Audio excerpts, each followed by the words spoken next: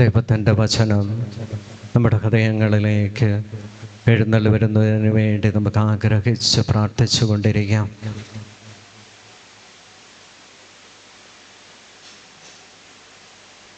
ഇന്ന് ഈ സായാഹ്നത്തിൽ നമ്മൾ ദൈവത്തിൻ്റെ സന്നിധിയിലായിരിക്കുമ്പോൾ നമ്മൾ ചിന്തിക്കുക നമ്മുടെ ജീവിതത്തിലെ സഹനങ്ങളെക്കുറിച്ച്.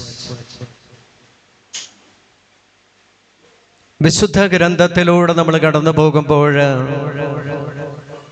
ജോബിൻ്റെ ജീവിതത്തിലെ സഹനങ്ങളെക്കുറിച്ച് നമ്മൾ കാണുന്നുണ്ട്. ജോബ് തൻ്റെ സുഹൃത്തുക്കൾ വന്ന് ദൈവം നിന്നെ ശിക്ഷിച്ചതാണ് എന്ന് പറഞ്ഞ് ജോബിൻ്റെ ജീവിതത്തെ കുറ്റപ്പെടുത്തി സംസാരിക്കുമ്പോഴും നിന്ദിക്കപ്പെടുമ്പോഴുമൊന്നും ഈ ജോബ് ദൈവത്തെ കുറ്റപ്പെടുത്തുന്നില്ല എന്നുള്ളതാണ്. ദൈവത്തെ കുറ്റപ്പെടുത്താതെ ഈ ജോബ് ജീവിച്ചതുകൊണ്ട് ദൈവം ആ ജോബിൻ്റെ ജീവിതത്തിൽ ഇടപെട്ട് 7 ഇരട്ടി അനുഗ്രഹങ്ങൾ നൽകുകയാണ്. പുതിയ നിയമത്തിലേക്ക് നമ്മൾ കടന്നു വരുമ്പോൾ പരിശുദ്ധ അമ്മയുടെ ജീവിതത്തിൽ ഒത്തിരിയേറെ സഹനങ്ങൾ ഉണ്ടാവുന്നുണ്ട്. ഈ സഹനങ്ങളൊക്കെ മാനവ കുലത്തിൻ്റെ രക്ഷയ്ക്കായിട്ട് തീരുകയാണ്. യൗസേപ്പ് പിതാവിൻ്റെ ജീവിതത്തിൽ ഒത്തിരിയേറെ സഹനങ്ങളുണ്ട്. അതും മനുഷ്യ വർഗത്തിൻ്റെ രക്ഷയ്ക്കായിട്ട് തീരുകയാണ്. ഈശോയുടെ ജീവിതത്തിലേക്ക് നമ്മൾ കടന്നു വരുമ്പോഴും ഒത്തിരിയേറെ സഹനങ്ങൾ നമുക്ക് കാണാൻ പറ്റും.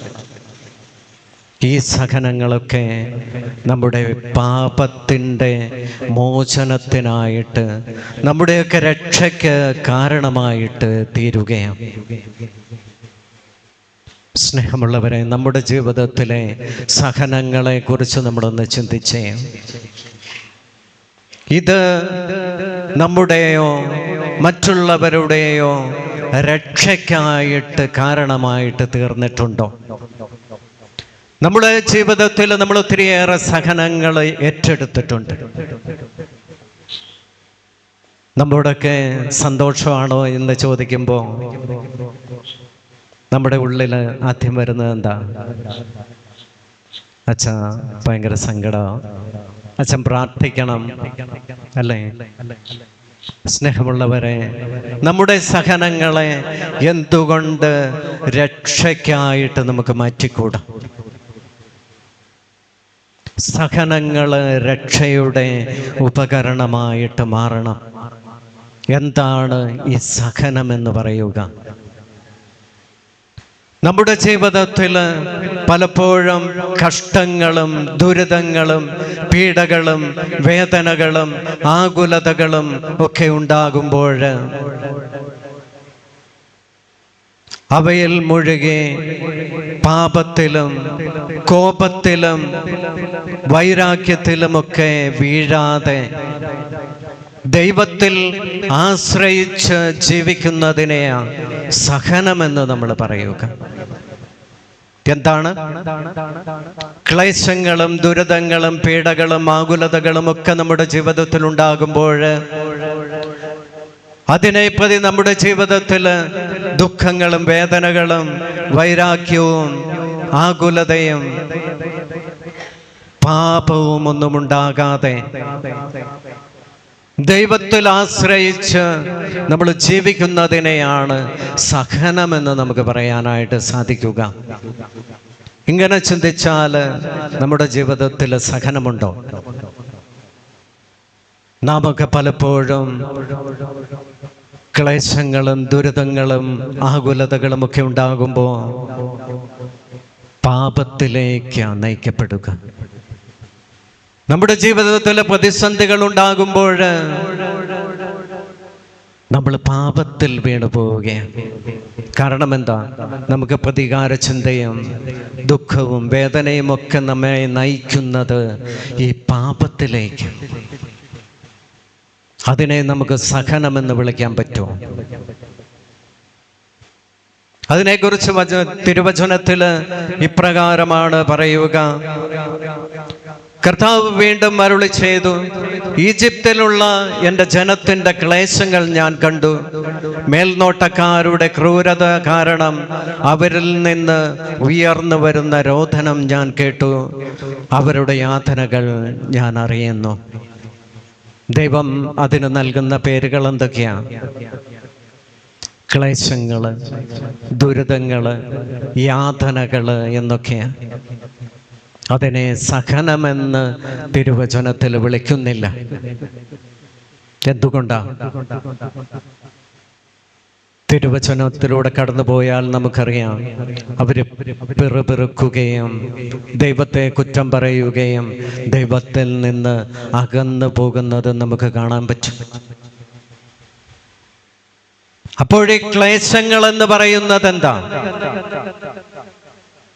നമ്മുടെ ജീവിതത്തിൽ ഉണ്ടാകുന്ന ക്ലേശങ്ങൾ നമ്മുടെ മനസ്സിനെ വേദനിപ്പിക്കുന്ന, സങ്കടപ്പെടുത്തുന്ന അവസ്ഥകളെ, നമ്മുടെ ദുരിതങ്ങളെയൊക്കെ നമ്മൾ ക്ലേശങ്ങളെന്ന് വേണേൽ വിളിക്കാം, അല്ലേ? ക്ലേശങ്ങൾ എന്താണ്, ദുരിതങ്ങൾ എന്താണ് എന്നുള്ളത് നമ്മൾ സ്ഥിരം അനുഭവിച്ചു കൊണ്ടിരിക്കുന്നതാണ് ഓരോ കാര്യങ്ങളിൽ. അപ്പോൾ അങ്ങനെയുള്ള അവസ്ഥകളിൽ പാപത്തിൽ വീഴാതെ ദൈവത്തിൽ നമുക്ക് ആശ്രയിച്ച് ജീവിക്കാൻ തുടങ്ങിയാൽ ഈ ജോബിനെ പോലെ നമ്മളായിത്തീരും. പരിശുദ്ധ മറിയത്തെ പോലെ നമ്മളായിത്തീരും. വിശുദ്ധ യൗസേ പിതാവിനെ പോലെ നമ്മളായിത്തീരും. ദൈവത്തിൽ ആശ്രയിച്ച് നമ്മുടെയും മറ്റുള്ളവരുടെയും രക്ഷയ്ക്ക് നമ്മൾ കാരണമായി തീരും.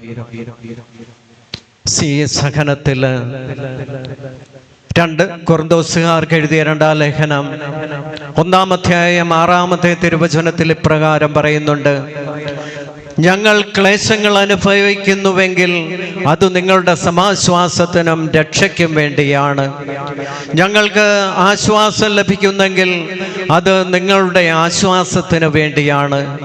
ഞങ്ങൾ സഹിക്കുന്ന പീഡകൾ തന്നെ നിങ്ങളും ക്ഷമയോടെ സഹിക്കുന്നതിന് നിങ്ങൾക്ക് ശക്തി ലഭിക്കുന്നതിന് വേണ്ടിയാണ്. പൗലോസ്ലീഹ ക്ലേശങ്ങൾ അനുഭവിക്കുന്നത് എന്തിനു വേണ്ടിയാണെന്നാണ് പറയുക തിരുവചനത്തിലൂടെ.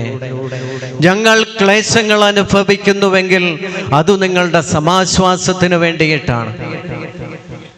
നമ്മുടെ ആശ്വാസത്തിന്, സമാശ്വാസത്തിന് വേണ്ടിയിട്ടാണ്. നമുക്ക് ആശ്വാസം ലഭിക്കുന്നതിന് വേണ്ടിയിട്ടാണ്.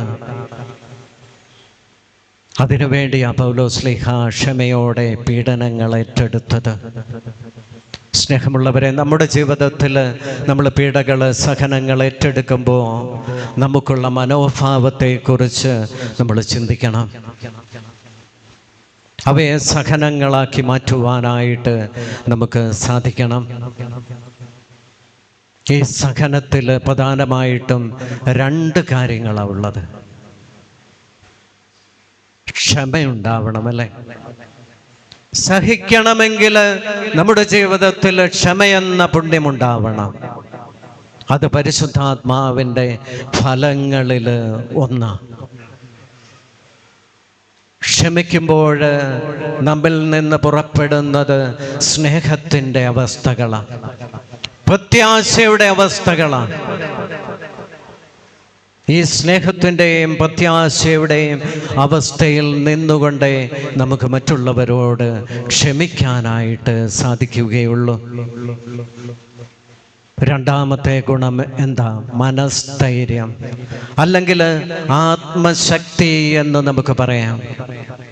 ഇത് പരിശുദ്ധാത്മാവിൻ്റെ ദാനങ്ങളിലൊന്ന്, ആത്മശക്തി എന്ന് പറയുക. സഹനങ്ങളെ നമ്മുടെ ജീവിതത്തിൽ നമുക്ക് നേരിടണമെങ്കിൽ ഈ മനോധൈര്യം അല്ലെങ്കിൽ ആത്മശക്തി നമുക്കുണ്ടാവണം. കത്തോലിക്കാ സഭയുടെ മതബോധന ഗ്രന്ഥം 1808 ഇപ്രകാരം പറയുന്നുണ്ട്: മനസ്ഥൈര്യം എന്ന് പറയുന്നത് പ്രയാസങ്ങളിൽ ഉറപ്പും നന്മ പിന്തുടരുന്നതിൽ സ്ഥിരതയും ഉറപ്പാക്കുന്ന ധാർമ്മിക സുഹൃതമാണ്. ഈ സദ്ഗുണം പ്രലോഭനങ്ങളെ ചെറുക്കുവാനും തടസ്സങ്ങളെ കീഴടക്കുവാനുമുള്ള തീരുമാനത്തെ ശക്തിപ്പെടുത്തുന്നു.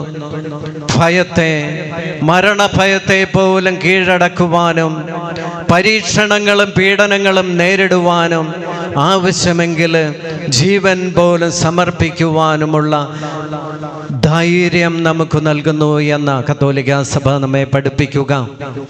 നമുക്ക് മനഃശക്തി ഉണ്ടെങ്കിൽ, ആത്മശക്തി ഉണ്ടെങ്കിൽ, നമ്മുടെ ജീവിതത്തിൽ ഈ പ്രതിസന്ധികളും പ്രലോഭനങ്ങളുമൊക്കെ ദുഃഖങ്ങളും വേദനകളുമൊക്കെ ഉണ്ടാകുമ്പോൾ നമ്മളതിനെ ധൈര്യപൂർവ്വം നേരിട്ട് അതിനെ പരാജയപ്പെടുത്താൻ നമുക്ക് സാധിക്കും.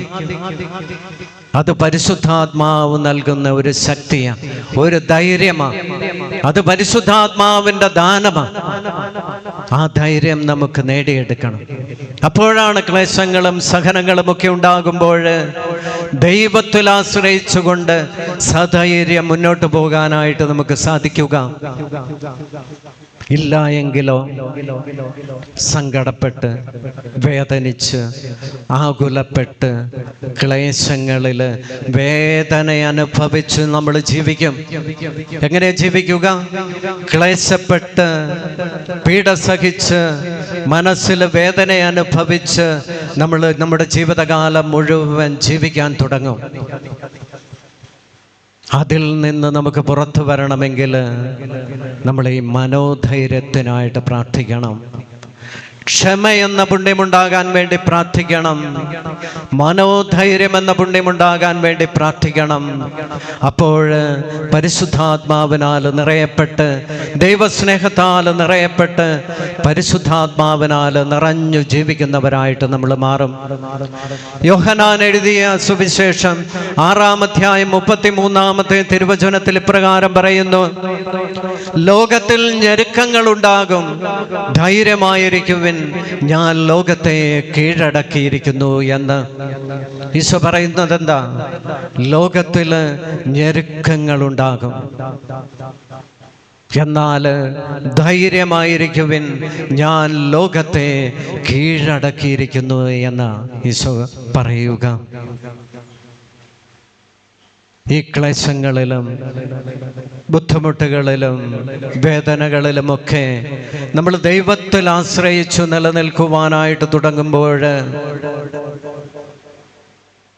ദൈവസ്നേഹത്തിൽ ആശ്രയിച്ചുകൊണ്ട് ജീവിക്കാനായിട്ട് തുടങ്ങുമ്പോൾ, പരാതിയില്ലാതെ അതിനെ ജീവിതത്തിൽ സ്വീകരിക്കാനായിട്ട് തുടങ്ങുമ്പോൾ ഈ പരിശുദ്ധാത്മാവിൻ്റെ കൃപകൾ നമ്മുടെ ജീവിതത്തിലേക്ക് വന്ന് നിറയാനായിട്ട് തുടങ്ങും. അതുകൊണ്ടാണ് പൗലോസ്ലീഹ റോമാക്കാർക്ക് എഴുതിയ ലേഖനം 5-ാം അധ്യായം 4-ാമത്തെ തിരുവചനത്തിൽ ഇപ്രകാരം പറയുക: എന്തെന്നാൽ കഷ്ടത സഹനശീലവും, സഹനശീലം ആത്മധൈര്യവും, ആത്മധൈര്യം പ്രത്യാശയും ഉളവാക്കുന്നു എന്ന് നാം അറിയുന്നു എന്ന്. എന്നാൽ കഷ്ടത സഹനശീലം നമ്മളിൽ ഉളവാക്കുന്നു. കഷ്ടപ്പാടുകളിൽ ദൈവത്തിൽ ആശ്രയിച്ചു നമ്മൾ ജീവിക്കാനായിട്ട് തുടങ്ങുമ്പോൾ നമ്മളിലുണ്ടാകുന്ന സുഹൃതം എന്താ, അല്ലെ സദ്ഗുണം എന്താ? സഹനശീലം എന്നുള്ളത്. ഈ സഹനശീലം നമുക്കെന്താണ് പ്രദാനം ചെയ്യുന്നത്? ആത്മധൈര്യം അല്ലെങ്കിൽ മനോധൈര്യമാണ് നമുക്ക് തരുക. ഈ കഷ്ടതകളിലൊക്കെ ദൈവത്തിൽ ആശ്രയിച്ച് ജീവിക്കാനുള്ള കൃപയാണ് ദൈവം നമുക്ക് തരുക. ഈ ആത്മധൈര്യം നമുക്കെന്ത് തരും? പ്രത്യാശ തരും. ഈ പ്രത്യാശയോടുകൂടി ദൈവത്തിൽ ആശ്രയിച്ച് നമ്മൾ ജീവിക്കുമ്പോൾ നമ്മുടെ സഹനങ്ങൾ രക്ഷാകരമായി തീരും. കത്തോലിക്ക സഭയുടെ മതബോധന ഗ്രന്ഥം 1821 ഇപ്രകാരമാണ് പറയുക: ദൈവകൃപയാൽ മനുഷ്യൻ കഷ്ടതയിൽ ഉറച്ചു നിൽക്കുന്നു എന്ന്. കഷ്ടതയിൽ മനുഷ്യന് ഉറച്ചു നിൽക്കുന്നത് എന്തുകൊണ്ടാണ്? ദൈവത്തിൻ്റെ കൃപയിൽ ആശ്രയിക്കുന്നത് കൊണ്ടാണ്. അല്ല എങ്കിൽ അവൻ വീണു പോകും. സ്നേഹമുള്ളവരെ, അതുകൊണ്ട് നമുക്ക് സഹനങ്ങൾ, ക്ലേശങ്ങൾ, ദുരിതങ്ങളൊക്കെ ഉണ്ടാകുമ്പോൾ നാം എന്ത് ചെയ്യണം? ഈ ദൈവത്തിൻ്റെ പരിപാലനയിൽ ആശ്രയിച്ച് നമ്മൾ ജീവിക്കാനായിട്ട് തുടങ്ങണം. ഈ കഷ്ടത അല്ലെ സഹനം എന്ന് പറയുന്നത് 3 വിധത്തിലാണ് നമ്മുടെ ജീവിതത്തെ സ്വാധീനിക്കുക. സഹനങ്ങള് 3 വിധത്തില് നമ്മുടെ ജീവിതത്തെ സ്വാധീനിക്കും. ഒന്നാമത്തേത് നമ്മുടെ തന്നെ പ്രവർത്തികൾ മൂലം. നമ്മുടെ തന്നെ പ്രവർത്തികൾ മൂലം നമ്മുടെ ജീവിതത്തിൽ സഹനങ്ങൾ ഉണ്ടാകുന്നു. സങ്കീർത്തനങ്ങൾ 119:67 പ്രകാരം പറയുന്നു, കഷ്ടതയിൽ പെടുന്നതിന് മുമ്പ് ഞാൻ വഴിതെറ്റിപ്പോയി, എന്നാൽ ഇപ്പോൾ ഞാൻ അങ്ങേ വചനം പാലിക്കുന്നു എന്ന്. കഷ്ടതയിൽ പെടുന്നതിന് മുമ്പ് ഞാൻ വഴിതെറ്റിപ്പോയി. നമ്മുടെ ജീവിതത്തെ നമുക്കൊന്ന് പരിശോധിച്ചാൽ നമുക്കറിയാം, നമ്മുടെ ജീവിതത്തിൽ കഷ്ടതകൾ ഉണ്ടാകുന്നതിന് മുമ്പ് നമ്മൾ എന്തെങ്കിലും പാപത്തിൽ വീണിട്ടുണ്ടാവും. ആത്മശോധന ചെയ്ത് നോക്കണം. ആത്മശോധന ചെയ്യുമ്പോൾ നമുക്കത് മനസ്സിലാകും. നമ്മുടെ ജീവിതത്തെ തിന്മയിലേക്ക് നയിച്ച എന്തെങ്കിലും ഒരു സാഹചര്യങ്ങൾ നമ്മുടെ ജീവിതത്തിൽ ഉണ്ടാകും. 119 സങ്കീർത്തനം 101 തിരുവചനം പ്രകാരം പറയുന്നു, അങ്ങയുടെ വചനം പാലിക്കുവാൻ വേണ്ടി ഞാൻ സകല ദുർമാർഗങ്ങളിൽ നിന്നും എൻ്റെ പാദങ്ങൾ പിൻവലിക്കുന്നു എന്ന്. അങ്ങയുടെ വചനങ്ങൾ പാലിക്കാൻ വേണ്ടിയിട്ട് ഞാൻ എൻ്റെ സകല ദുർമാർഗങ്ങളിൽ നിന്നും എൻ്റെ പാദങ്ങളെ പിൻവലിക്കുന്നു എന്ന സങ്കീർത്തകൻ പറയുകയാണ്. ഹല്ലേലൂയാ, ഹല്ലേലൂയാ, ഹല്ലേലൂയാ, ഹല്ലേലൂയാ. സ്നേഹമുള്ളവരെ, ഈ കഷ്ടതകളിൽ നിന്ന് നമുക്ക് പിന്തിരിയാനുള്ള മാർഗമെന്താ? വചനം പാലിച്ച് വചനമനുസരിച്ച് ജീവിക്കുക എന്നുള്ളതാണ്. യാക്കോബിന്റെ ലേഖനം 1-ാം തിരുവചനം നമ്മോട് പ്രകാരം പറയുന്നുണ്ട്, എന്തെന്നാൽ വിശ്വാസം പരീക്ഷിക്കപ്പെടുമ്പോൾ നിങ്ങൾക്കതിൽ സ്ഥിരത ലഭിക്കുമെന്നറിയാമല്ലോ. ഈ സ്ഥിരത പൂർണ്ണഫലം പുറപ്പെടുവിക്കുകയും അങ്ങനെ നിങ്ങൾ പൂർണ്ണരും എല്ലാം തികഞ്ഞവരും ഒന്നിനും കുറവില്ലാത്തവരുമാവുകയും ചെയ്യും. നമ്മുടെ ജീവിതത്തിൽ പൂർണ്ണത പ്രാപിക്കാൻ വേണ്ടിയിട്ട് ഈ സഹനങ്ങളിൽ ദൈവത്തിൽ ആശ്രയിച്ച് ജീവിക്കാൻ വേണ്ടിയിട്ട് നമ്മുടെ വിശ്വാസത്തെ നമ്മൾ മുറുകെ പിടിക്കണം. ദൈവത്തിൽ ആശ്രയിച്ച് നമ്മൾ ജീവിക്കുവാനായിട്ട് തുടങ്ങണം. സ്നേഹമുള്ളവരെ, നമ്മുടെ ജീവിതത്തിൽ ഈ കഷ്ടതകൾ ഉണ്ടാകുമ്പോൾ, അല്ലെങ്കിൽ എൻ്റെ തന്നെ കുറവുകൾ കൊണ്ട് ഞാൻ സഹിക്കേണ്ടി വരുമ്പോൾ അതിനെ നമുക്കെങ്ങനെ പരിഹരിക്കാനായിട്ട് പറ്റും? അനുതപിച്ച് കുമ്പസാരിച്ച് ദൈവത്തിൻ്റെ സന്നിധിയിലേക്ക് കടന്നു വരുമ്പോൾ, ഞാൻ വ്യക്തിപരമായി ചെയ്ത എൻ്റെ പാപങ്ങൾ മൂലം എൻ്റെ ജീവിതത്തിലുണ്ടായ സഹനങ്ങൾ നമ്മുടെ ജീവിതത്തിൽ നിന്ന് മാറിപ്പോകുന്നത് നമുക്ക് കാണാനായിട്ട് പറ്റും. അനുതപിച്ച് കുമ്പസാരിച്ച് മാനസാന്തരപ്പെടുക എന്നുള്ളതാണ്. അതുകൊണ്ടാണ് ഈശോ പറയുക, ദൈവരാജ്യം സമീപിച്ചിരിക്കുന്നു, അനുതപിച്ച് സുവിശേഷത്തിൽ വിശ്വസിക്കുവിൻ എന്ന്. നമ്മുടെ വ്യക്തിപരമായ പാപങ്ങൾ ഏറ്റുപറഞ്ഞ് ദൈവത്തിൻ്റെ സന്നിധിയിൽ, ദൈവത്തിൻ്റെ പരിപാലനയിൽ നമ്മൾ ആശ്രയിക്കുവാനായിട്ട് തുടങ്ങുമ്പോൾ, കഷ്ടതയിലൂടെ നമ്മുടെ തന്നെ പ്രവർത്തികൾ മൂലം നമ്മുടെ ജീവിതത്തിൽ ഉണ്ടാകുന്ന സഹനങ്ങൾ നമ്മുടെ ജീവിതത്തിൽ നിന്ന് മാറിപ്പോകും. രണ്ടാമത്, നമ്മുടെ ജീവിതത്തിൽ വരുന്ന സഹനം എന്തുമൂലമാണ്? മറ്റുള്ളവരുടെ പ്രവർത്തികൾ മൂലം.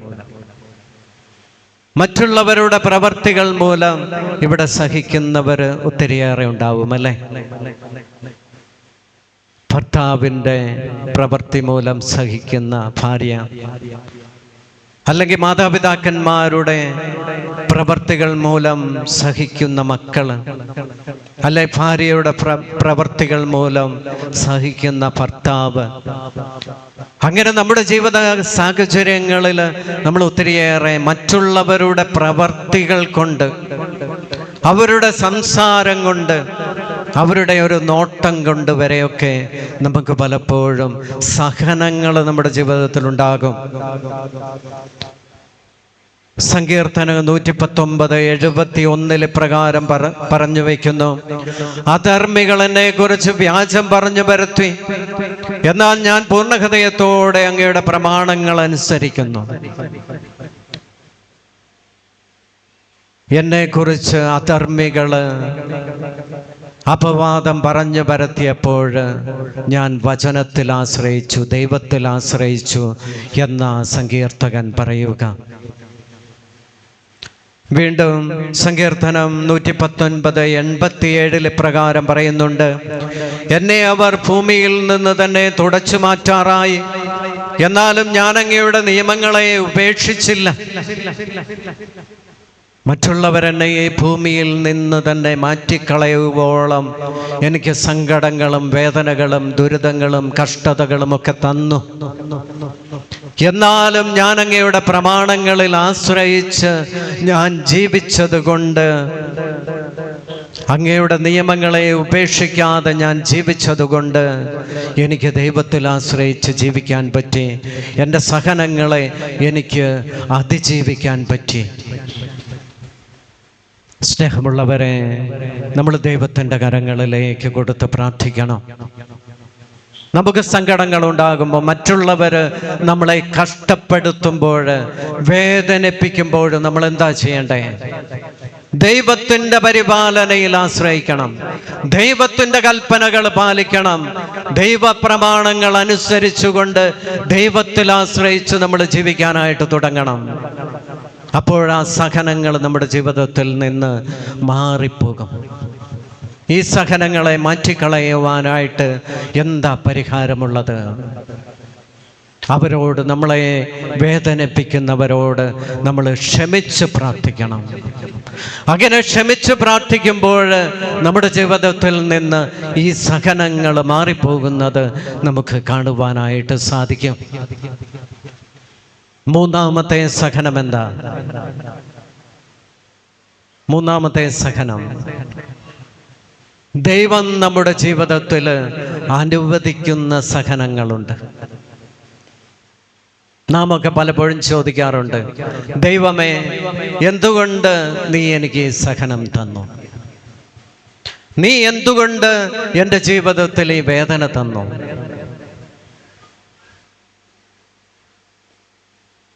ഞാൻ അനുതപിച്ച് പ്രാർത്ഥിച്ചിട്ടും, ക്ഷമിച്ചു ഞാൻ പ്രാർത്ഥിച്ചിട്ടും എൻ്റെ ജീവിതത്തിൽ നിന്ന് സഹനങ്ങൾ മാറിപ്പോകുന്നില്ല എങ്കിൽ അത് ദൈവം നമുക്ക് അനുവദിച്ചു തന്നിരിക്കുന്ന സഹനമാണ്. ഹല്ലേലൂയ! കരങ്ങൾ ഉയർത്തി എന്ന് പറഞ്ഞേ, ഹല്ലേലൂയ, ഹല്ലേലൂയ, ഹല്ലേലൂയ, ഹല്ലേലൂയ. ഗലാത്യക്കാർക്ക് എഴുതിയ ലേഖനം 5-ാം അധ്യായം 22-23 തിരുവചനങ്ങൾ. എന്നാൽ ആത്മാവിൻ്റെ ഫലങ്ങൾ സ്നേഹം, ആനന്ദം, സമാധാനം, ക്ഷമ, ദയ, നന്മ, വിശ്വസ്തത, സൗമ്യത, ആത്മസംയമനം ഇവയാണ്. ഇവയ്ക്കെതിരായി ഒരു നിയമവും ഇല്ല എന്ന്. ദൈവം അനുവദിച്ചു തന്ന സഹനങ്ങൾ ഈ പരിശുദ്ധാത്മാവിൻ്റെ ഫലങ്ങളിൽ വളരാനുള്ള സമയം, പരിശുദ്ധാത്മാവിൻ്റെ ഫലങ്ങളിൽ വളരാനുള്ള സമയമാണ്. ഈ പരിശുദ്ധാത്മാവിൻ്റെ ഫലങ്ങൾ എന്തൊക്കെയാണ്? സ്നേഹം, ആനന്ദം, സമാധാനം, ക്ഷമ, ദയ, നന്മ, വിശ്വസ്തത, സൗമ്യത, ആത്മസംയമനം. ഇവയൊക്കെയാണ് ഗലാത്യക്കാർക്ക് എഴുതിയ ലേഖനങ്ങളിൽ നമ്മൾ കാണുക. സ്നേഹമുള്ളവരെ, ഈ ഫലങ്ങളിൽ നമ്മൾ നിറയാനായിട്ട് പ്രാർത്ഥിക്കുമ്പോൾ നമുക്ക് നിരന്തരമായിട്ട് സഹനങ്ങൾ തരുന്നവർക്ക് വേണ്ടി ക്ഷമിച്ച് അവരെ അനുഗ്രഹിച്ച് നമ്മൾ പ്രാർത്ഥിക്കുവാനായിട്ട് തുടങ്ങുമ്പോൾ അവരിൽ ദൈവസ്നേഹം നിറയാൻ തുടങ്ങും. നമ്മുടെ ജീവിതത്തിൽ ദൈവസ്നേഹം നിറയാനായിട്ട് തുടങ്ങും, സമാധാനം നിറയാൻ തുടങ്ങും, ക്ഷമ നിറയാൻ തുടങ്ങും, ആത്മസംയമനം നിറയാൻ തുടങ്ങും, വിശ്വസ്തത നിറയാൻ തുടങ്ങും, സൗമ്യത നിറയാനായിട്ട് തുടങ്ങും. ഇതൊന്നും നമ്മുടെ ജീവിതത്തിൽ ഇല്ലെങ്കിലോ, ഇതൊന്നും നമ്മുടെ ജീവിതത്തിൽ പ്രകടമാകുന്നില്ലെങ്കിൽ നമ്മുടെ ജീവിതത്തിൻ്റെ അവസ്ഥ എവിടെയാണ് എന്ന് നിങ്ങൾ തന്നെ ആലോചിച്ചാൽ മതി. ഞാനൊന്നെങ്കിൽ മറ്റുള്ളവരോട് ക്ഷമിക്കാനുണ്ടാവാം, അല്ലെങ്കിൽ എൻ്റെ തന്നെ കുറവുകൾ ഓർത്ത് ഞാൻ അനുതപിക്കാറുണ്ടാകാം. എൻ്റെ കുറവുകൾ മൂലം ഞാൻ സഹനത്തിലായിരിക്കാം, മറ്റുള്ളവരുടെ കുറവുകൾ മൂലം ഞാൻ സഹനത്തിലായിരിക്കാം. അല്ലെങ്കിൽ ഞാൻ ആത്മാവിൻ്റെ ഫലങ്ങളിൽ വളരുന്നതിൽ വീഴ്ച വരുത്തിയിട്ടുണ്ട്. ആത്മാവിൻ്റെ ഫലങ്ങളിൽ ഞാൻ വളരുന്നതിന് ഞാൻ പരിശ്രമിച്ചിട്ടില്ല എന്നുള്ളത് തന്നെയാണ് അതിൻ്റെ അർത്ഥം. കത്തോലിക്കാ സഭയുടെ മതബോധന ഗ്രന്ഥം 2015 ഇപ്രകാരം പറയുന്നുണ്ട്: പരിപൂർണതയുടെ വഴി കുരിശിലൂടെയാണ് കടന്നു പോകുന്നത് എന്ന്. പരിപൂർണത നമ്മുടെ ജീവിതത്തിൽ പ്രാപിക്കണമെങ്കിൽ, വിശുദ്ധി നമ്മുടെ ജീവിതത്തിൽ പ്രാപിക്കണമെങ്കിൽ അതിനുള്ള വഴി കുരിശിൻ്റെ വഴിയാണ് എന്ന്. സ്നേഹമുള്ളവരെ, ഈ കുരിശിൻ്റെ വഴിയിലൂടെ നമ്മൾ കടന്നു പോകുമ്പോൾ ദൈവത്തിൻ്റെ കരങ്ങളിലേക്ക് നമ്മൾ സമർപ്പിച്ച് പ്രാർത്ഥിക്കുവാനായിട്ട് തുടങ്ങണം. ദൈവം നമുക്ക് ഈ സഹനങ്ങൾ തരുന്നതെന്തിനു വേണ്ടിയിട്ടാണ്? ദൈവത്തോട് ഐക്യപ്പെട്ട് ജീവിക്കാൻ വേണ്ടിയിട്ടാണ്. ദൈവത്തോട് ഐക്യപ്പെട്ട് ജീവിക്കാൻ വേണ്ടിയിട്ടാണ്. മത്തായിയുടെ സുവിശേഷം 24-ാം അധ്യായം 13-ാമത്തെ തിരുവചനം: എന്നാൽ അവസാനം വരെ സഹിച്ചു നിൽക്കുന്നവൻ രക്ഷ പ്രാപിക്കുമെന്നാ പറയുക. ദൈവത്തോട് ചേർന്നു നിൽക്കുന്നവൻ രക്ഷ പ്രാപിക്കും. രണ്ടാമത്തെ സഹനത്തിൻ്റെ ലക്ഷ്യമെന്താ? നമ്മുടെ ആത്മവിശുദ്ധീകരണത്തിന് വേണ്ടിയിട്ടാണ്. കത്തോലിക്കാ സഭയുടെ മതബോധന ഗ്രന്ഥം 1431 നമ്മെ പഠിപ്പിക്കുന്നത് ഇപ്രകാരമാണ്: ഈ മാനസാന്തരത്തിലൂടെ രക്ഷാകരമായ വേദനയും ദുഃഖവും ഉണ്ടാകുന്നു. ഇതിനെ സഭാപിതാക്കന്മാർ മനസ്സിൻ്റെ പീഡ, ഹൃദയത്തിൻ്റെ വ്യഥ എന്നൊക്കെയാണ് വിളിക്കുക. നമ്മൾ വിളിക്കുന്നതോ കഷ്ടതകൾ, വേദനകൾ, ദുഃഖങ്ങൾ എന്നൊക്കെയാണ്. എന്നാൽ ഈ പീഡകളെയൊക്കെ മനസ്സിൻ്റെ പീഡ, ഹൃദയത്തിൻ്റെ വ്യഥ എന്നൊക്കെയാണ് സഭാപിതാക്കന്മാർ വിളിക്കുക. അവർക്കങ്ങനെ വിളിക്കുവാനായിട്ട് സാധിക്കുന്നതിൻ്റെ കാരണം എന്താ? അവർ ദൈവത്തോട് ചേർന്ന് ജീവിക്കാനായിട്ട് തുടങ്ങിയത് കൊണ്ട്, ദൈവത്തിൽ ആശ്രയിച്ചവർ ജീവിക്കാനായിട്ട് തുടങ്ങിയത് കൊണ്ട്. സ്നേഹമുള്ളവരെ, ഈ സഭാപിതാക്കന്മാരെ പോലെ, വിശുദ്ധരെ പോലെയൊക്കെ ജീവിക്കാനായിട്ട് നമുക്ക് സാധിക്കും ദൈവത്തിൽ ആശ്രയിച്ചാൽ. ഹല്ലേലൂയ, ഹല്ലേലൂയ, ഹല്ലേലൂയ, ഹല്ലേലൂയ. വീണ്ടും ഈ സഹനങ്ങൾ നമുക്ക് ലഭിക്കുന്നത് എന്തിനു വേണ്ടിയിട്ടാണ്? പ്രത്യാശയിൽ ഉറച്ച് നമ്മൾ ജീവിക്കുന്നതിന് വേണ്ടിയിട്ടാണ്. ദൈവത്തിലുള്ള പ്രത്യാശയിലും നമ്മൾ ജീവിക്കുന്നതിന് വേണ്ടിയിട്ടാണ്. അതുകൊണ്ടാണ് പൗലോസ്ലീഹ പറയുക, കഷ്ടത നമുക്ക് സഹനശീലം നൽകുന്നു എന്ന്. ഈ സഹനശീലത്തിലൂടെ നമ്മൾ ജീവിക്കുമ്പോൾ നമുക്ക് ആത്മധൈര്യവും, ഈ ആത്മധൈര്യം നമുക്ക് പ്രത്യാശയും നൽകും തീർച്ചയായും. അതുകൊണ്ട് നമുക്ക് സഹനങ്ങൾ ഉണ്ടാകുമ്പോൾ ഈ പരിശുദ്ധാത്മാവിൻ്റെ കൃപയാകുന്ന ക്ഷമയിൽ വളരാൻ, മനോധൈര്യത്തിൽ വളരാനൊക്കെ നമ്മൾ പരിശ്രമിക്കണം. വീണ്ടും ദൈവത്തിൻ്റെ സ്നേഹത്തിൻ്റെ തെളിവാണ്. ദൈവത്തിൻ്റെ സ്നേഹത്തിൻ്റെ തെളിവെന്ന് പറയുമ്പോൾ സ്നേഹം സകലതും സഹിക്കുന്നു, സകലതും വിശ്വസിക്കുന്നു, സകലതും പ്രത്യാശിക്കുന്നു, സകലത്തെയും അതിജീവിക്കുന്നു എന്ന അതിൻ്റെ അർത്ഥം. പൗലോസ്ലീഹ കൊറിന്തോസുകാർക്ക് എഴുതിയ ലേഖനം 13-ാം അധ്യായം 7-ാമത്തെ തിരുവചനത്തിലായത് പറഞ്ഞു വയ്ക്കുക. സ്നേഹം സകലത്തെയും അതിജീവിക്കുന്നു എന്ന് പറയുക. സകലത്തെയും അതിജീവിക്കുവാനുള്ള കൃപ ദൈവം നമുക്ക് തരുന്നത് ഈ സഹനത്തിലൂടെ. വിശുദ്ധരൊക്കെ അതുകൊണ്ടാ പ്രാർത്ഥിക്കുക, കർത്താവേ സഹനം ഞങ്ങൾക്ക് തരണമേ എന്ന്.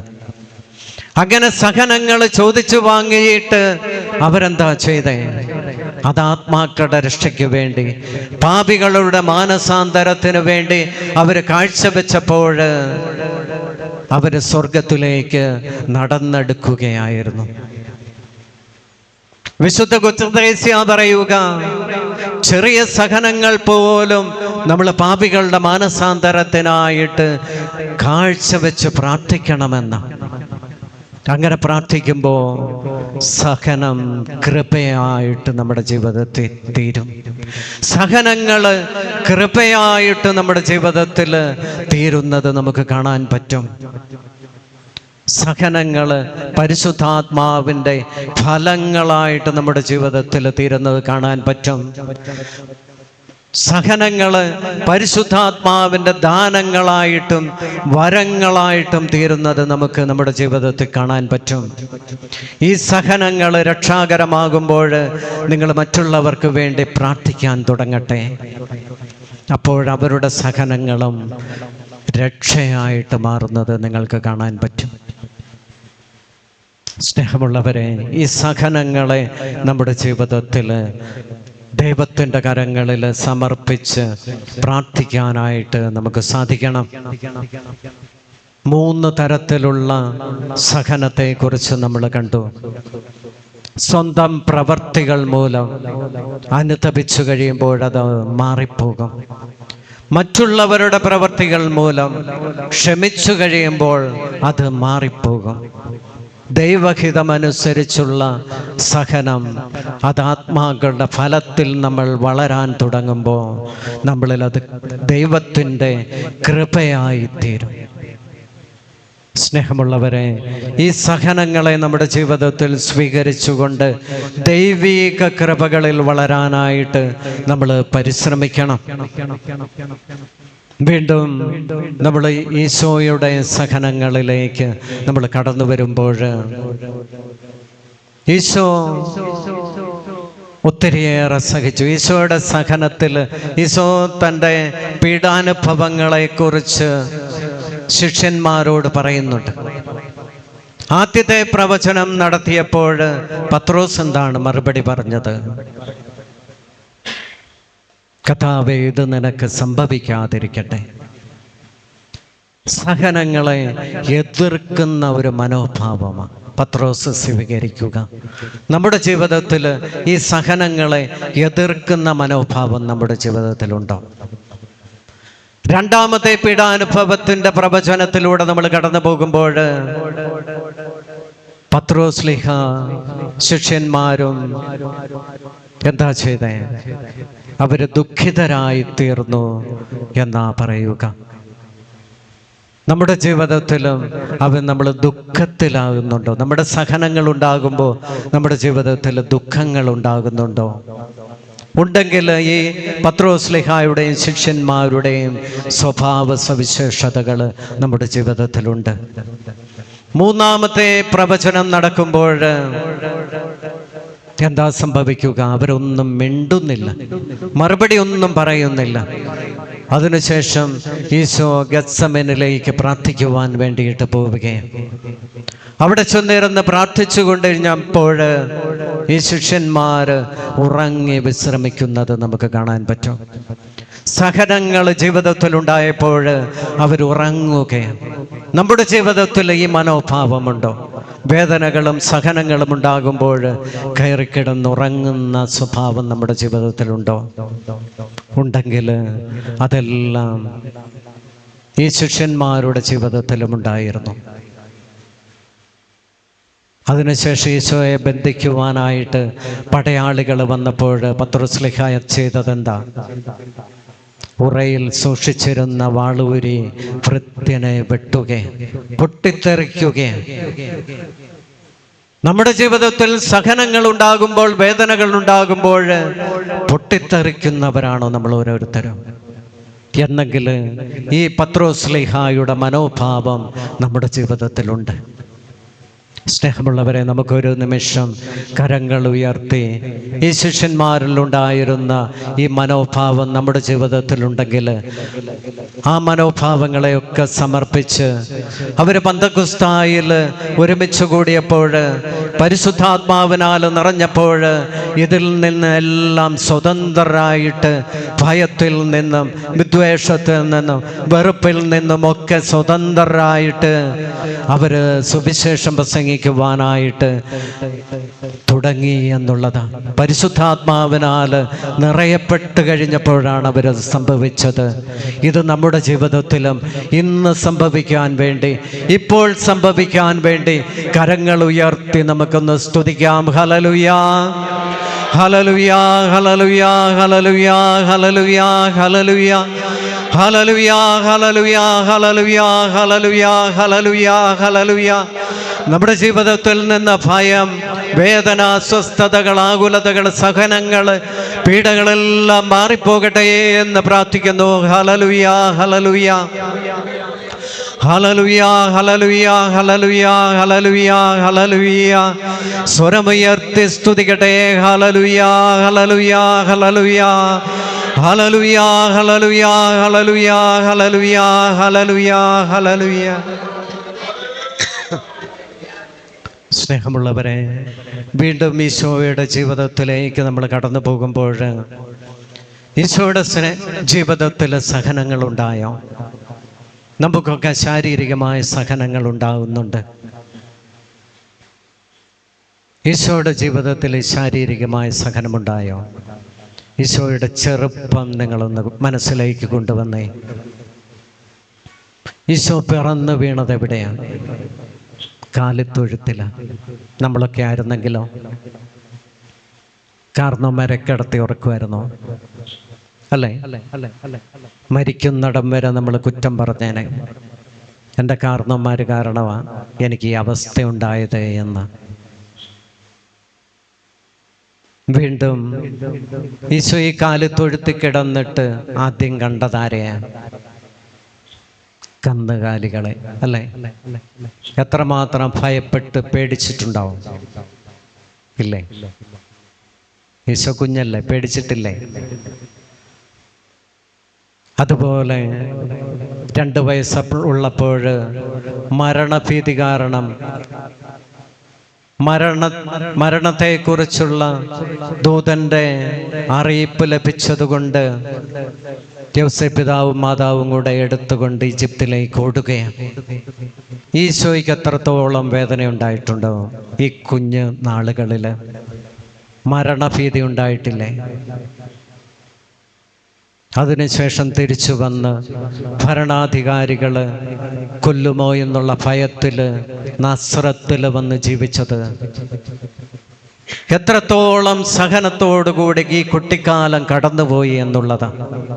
നമ്മളാണെങ്കിലോ എത്ര ആന്തരിക സൗഖ്യം കൂടിയാലും തീരാത്ത ആന്തരിക മുറിവുകളിൽ നമ്മൾ ജീവിക്കാനായിട്ട് തുടങ്ങും എന്നുള്ളതാണ്. വീണ്ടും ഈശോയുടെ പരസ്യ ജീവിതത്തിലേക്ക് നമ്മൾ കടന്നു വരുമ്പോൾ ഈശോയെക്കുറിച്ച് മറ്റുള്ളവർ പറഞ്ഞതെന്താ? അവന് വട്ടാണെന്നാ പറഞ്ഞല്ലേ? അവനെ കുരിശിൽ തറച്ചു എന്നിട്ട് കൊണ്ടുപോയി പാവം. അല്ലേ? നമ്മുടെയൊക്കെ ജീവിതത്തിലേക്ക് നോക്കുമ്പോൾ പലരും പറയുന്നതല്ലേ, അവൻ എത്രയേറെ കഷ്ടങ്ങൾ സഹിക്കുന്നുണ്ട്, പാവം. പലരുടെയും നമ്മളെ നോക്കിയുള്ള അഭിപ്രായങ്ങൾ അതല്ലേ, അവനൊക്കെ എത്രമാത്രം സഹിക്കേണ്ടി വരുന്നു, വേദന അനുഭവിക്കേണ്ടി വരുന്നു എന്ന് നമ്മൾ പറയാറില്ലേ? ഈശോ ഈ കഷ്ടതയിലൂടെയൊക്കെ കടന്നു പോയിട്ടുണ്ട്. കുരിശില് മൂന്നാണികളാല് തറയ്ക്കപ്പെട്ട് കിടന്നപ്പോൾ അടുത്തു കിടന്ന കള്ളൻ പറഞ്ഞതെന്താ? നിനക്ക് പറ്റുമെങ്കിൽ നിന്നെ തന്നെ രക്ഷിച്ചിട്ട് എന്നെ കൂടി രക്ഷിക്ക്. കുരിശും ചുമന്നുകൊണ്ട് മറ്റുള്ളവരുടെ മുന്നിലൂടെ ജെറുസലേമിലേക്ക് ഗാഗുൽത്തായിലേക്ക് നടന്നു പോയപ്പോൾ ഈശോ സഹിച്ചില്ലേ? സ്നേഹമുള്ളവരെ, ഇത് ശാരീരികമായ സഹനമാണ്. മാനസികമായിട്ട് ഈശോ എത്രയേറെ സഹിച്ചിട്ടുണ്ടാവും. ഗത്സമേനിൽ പ്രാർത്ഥിച്ചു കൊണ്ടിരുന്നപ്പോൾ ഈശോ രക്തം വരെ വിയർത്തു. മാനസികമായിട്ട് അത്രയേറെ വേദനിച്ചു. നമ്മുടെയൊക്കെ വേദനകളാണ് അവിടുന്ന് ഏറ്റെടുത്തത്. കുരിശും ചുമന്നു പോയപ്പോൾ പടയാളികളൊക്കെ കളിയാക്കിയപ്പോൾ, മുഖത്ത് തുപ്പിയപ്പോൾ എത്രയേറെ മാനസികമായിട്ട് സഹിച്ചിട്ടുണ്ടാവും. ഒന്നും പ്രതികരിക്കാതെ ഈശോ സഹിച്ചിട്ടുണ്ട്. മൂന്നാമത് ആത്മീയമായിട്ടുള്ള സഹനം. ആത്മീയമായിട്ട് ഈശോ എങ്ങനെയാ സഹിച്ചേ? പാപം ചെയ്യാതിരുന്നിട്ടും പാപം ആരോപിക്കപ്പെട്ട് അതിന് കിട്ടാവുന്ന ഏറ്റവും മാക്സിമം ശിക്ഷ ലോകം നേടിക്കൊടുത്തപ്പോൾ ഈശോ എത്രയേറെ സഹിച്ചു. ചെയ്യാത്ത കുറ്റത്തിന് ശിക്ഷിക്കപ്പെട്ടവനായ ഈശോ. സ്നേഹമുള്ളവരെ, നമ്മുടെയൊക്കെ സഹനങ്ങളെ ഈ ഈശോയുടെ സഹനങ്ങളോടൊന്ന് ചേർത്ത് വെച്ചേ. ശാരീരികമായിട്ട് നമ്മൾ സഹിക്കുന്നവരായിരിക്കാം, മാനസികമായിട്ട് നമ്മൾ സഹിക്കുന്നവരായിരിക്കാം, ആത്മീയമായിട്ട് ഭാരത്താൽ വേദന അനുഭവിക്കുന്നവരായിരിക്കാം. നമ്മൾ പാപങ്ങൾ ചെയ്തു പോയല്ലോ എന്നോർത്ത് ദുഃഖിച്ച് വേദനിച്ച് സങ്കടപ്പെട്ട് കഴിയുന്നവരായിരിക്കാം. നമ്മൾ പാപത്തിൽ നിന്നൊന്ന് മാറുവാനായിട്ട് സാധിക്കാത്ത അവസ്ഥയിൽ നിൽക്കുന്നവരായിരിക്കാം. നമ്മൾ ഇതെല്ലാം ഈശോയുടെ കരങ്ങളിലേക്ക് നമുക്ക് സമർപ്പിക്കാം. ഈശോയുടെ കരങ്ങളിലേക്ക് നമുക്ക് സമർപ്പിച്ചു കഴിയുമ്പോൾ അവിടെ എല്ലാത്തിനും സൗഖ്യമുണ്ട് എന്നുള്ളതാണ്. യെശയ്യാ പ്രവാചകന്റെ പുസ്തകം 53-ാം അധ്യായം 4 മുതലുള്ള തിരുവചനങ്ങളിൽ ഇപ്രകാരം നമ്മൾ വായിക്കുന്നുണ്ട്. അവൻ നിന്ദിക്കപ്പെട്ടു, നാം അവരെ ബഹുമാനിച്ചതില്ല. നമ്മുടെ വേദനകളാണ് യഥാർത്ഥത്തിൽ അവൻ വഹിച്ചത്, നമ്മുടെ ദുഃഖങ്ങളാണ് അവൻ ചുമന്നത്. എന്നാൽ ദൈവം അവനെ പ്രഹരിക്കുകയും ശിക്ഷിക്കുകയും ദണ്ഡിപ്പിക്കുകയും ചെയ്തെന്ന് നാം കരുതി.